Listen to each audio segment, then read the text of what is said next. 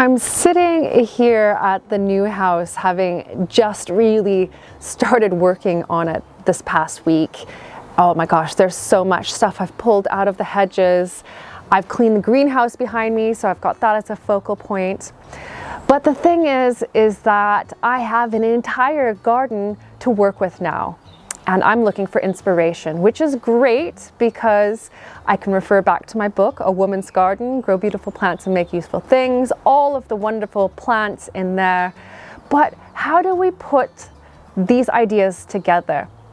Now in the book, I feature 8 gardens, different women who have placed useful plants in an attractive way within their own growing spaces. But the fundamentals of design is something that is really important for designing a garden from scratch or changing a garden up to make sure that we're getting the most of it. So today I am joined by a special guest, Alexandra Campbell of the Middle-Sized Garden, who is amazing in giving both insight and design tips to those of us who want to design a garden ourselves. Hi Alexandra, and thank you for joining me today. Hi there Tanya, and thank you so much for having me on Lovely Greens. And I'm really enjoying A Woman's Garden, by the way. There's some beautiful and inspiring gardens in it, and I've just spotted a recipe for an edible flower frittata, which is definitely going to go on the menu as soon as my nasturtiums are out. Many of us want to have a garden that we can enjoy, that we can relax in, that we can entertain in, but we're also really interested in growing edible crops, medicinal herbs, plants for natural dyeing and skincare. Have you visited any gardens that have successfully integrated these ideas? And what were the things about them that you were most impressed by? Well, of course, it used to be that vegetable gardens and gardens with practical plants in them were kept out of way of the house and out of sight. But that's very much changing, although, of course, you're absolutely right. The first thing to think about before you even think about what you're going to plant is the design principles. And the design principles that are most important are unity, harmony, and balance. Now, unity is really about thinking about a theme or a word or a phrase that sums up your garden, and it's such a good starting point. On the Middle-Sized Garden blog, I've got a post about 12 garden styles, and it covers things like contemporary garden, English country, cottage garden, which we're going to talk more about later, dry garden, and so on. And if you can think about what you're aiming for, that will make a big difference. And of course, if you're going to choose traditional English country, for example, you would have the veg border out of sight, round the corner, possibly even behind a wall. But if you go for, say, contemporary garden, there's every chance you will be placing your practical and useful plants directly outside the back of the house so that you see them when you're sitting there eating your supper or your breakfast. And actually that's really practical because vegetables in particular need a bit more attention than flowers. So they're to hand and you can water them very easily without having to unroll a massively long hose. Harmony is about kind of having consistency in the little details, and that can be a colour theme. I think perhaps one of the most harmonious gardens I know is this one belonging to garden writer Francine Raymond. And she's got a yellow brick house with a grey slate roof. And so yellow and grey are the 2 themes for her garden. And she paints all the furniture she buys, often in junk shops, yellow, and even the side of the raised beds for the veg patch. That's in yellow, and all the containers or anything else is grey. She'll either paint them grey when she's bought them from junk shops, or she'll use something like vintage aluminium or steel or any of these recycled containers that you can see here. One of them's an old cattle trough, in fact. And this is her veg garden. It's directly outside her back door, next to the place where she sits and eats. It looks fabulous. The other design principle is balance, and that is about mass and void. And mass is anything that sticks up in the air. It's your trees, your shrubs, your hedges, your borders, your shed, your greenhouse, your pergola, anything that is actually occupying a mass in the air. And your voids are the lawn and the terrace and anything that's flat. And it's really important to look at the balance between those. For example, when we redesigned our garden, we had a parterre and then an open lawn, and we actually had just too much void. And then when I introduced more mass, which was some lavender borders and a big shrub, it just looked so much better. And for example, in this garden of a friend of mine here, she's broken up the mass of the lawn with a border, and actually it's her veg border. And I particularly like the use of mass and void in this small town garden, which actually doesn't look small because they've burnt the boundaries. Directly beside the house, as you come out the back door, is a really lush, jungly vegetable garden. And you walk through that on a path to the void, to the open lawn, which is in the middle, and then to another mass at the back, which is where there is an umbrella, a seating area and some sheds. And this use of mass and void really does blur the boundaries, and it makes this garden feel very lush, but also you just don't feel that it's a small garden. Do you see a movement in garden designers and professional garden design taking into account edible plants and foodscaping? If so, what are the key design trends and what plants are people using? Yes, I think design trends are really being influenced by people's desire to grow more food and also to be just a little bit more self-sufficient. I think we're all very aware of how long supply chains have become, and I think we all would like to just grow a few more things that are useful in our gardens.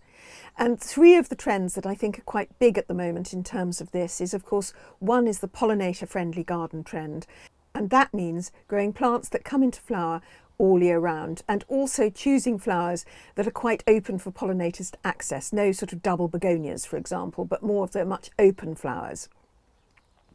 And it also means having as much planted area as possible. So using shrubs and hedges instead of fences and walls, and having lawn instead of terrace, and of course definitely not fake lawn. Another growing trend is the food forest, and I first saw this a few years ago in Melbourne, and this was quite a small suburban garden, but absolutely everything in layers was about food or useful plants. And that started with fruit trees at the upper level, and then it went down to the bushes, the currant bushes and the perennials, the things like asparagus, and then of course you've got the more low growing annual things like salads and chard. And even the front garden was absolutely full of useful or edible plants.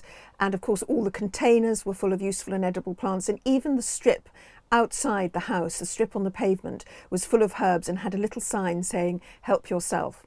And of course, you'll see that there's quite a lot of sort of unity and harmony in this garden as well, because they've used this really distinctive blue to pull everything together, using pots and window frames and furniture in the same colour. And local to me, there's the Abbey Physic garden, which is absolutely beautiful, and it, being a former Physic garden of a monastery, very much concentrates on edible or useful plants grown side by side with flowers. And they'll have pumpkins alongside echinacea, and then they'll have, say, beans growing up with sweet peas, and it's just all a wonderful place to be, as well as growing very useful plants. Now, a lot of us might be focused on smaller plants that we can grow in beds and containers, but trees and shrubs are a completely different matter.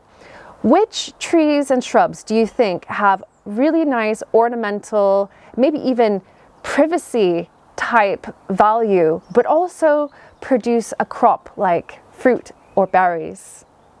Every garden designer I've ever interviewed has always said that the garden starts with the trees, and that even the smallest garden needs at least one tree. And the best tree for any garden is a fruit tree. Fruit trees offer blossom in the spring, then they have their fruit, most of them have very good autumn colour, and then in the winter they lose their leaves. And particularly if you're going to use a fruit tree for privacy, for example, if it's going to be just outside the back of your house, you may appreciate a bit more shade in the heat of summer. But then when the winter comes, actually it's really useful having the leaves off the trees and more light through your windows. If you are going to use a tree for privacy, by the way, look at the sightline. If there's a neighbour's window overlooking your garden, don't go and plant trees all the way along your border and try and enclose yourself, because that will make your garden look smaller, it'll define your border, it'll make your garden and your neighbour's gardens darker. But look at the sightline and think of planting, say, something like a fruit tree maybe in the middle of your garden, that just interrupts that sightline.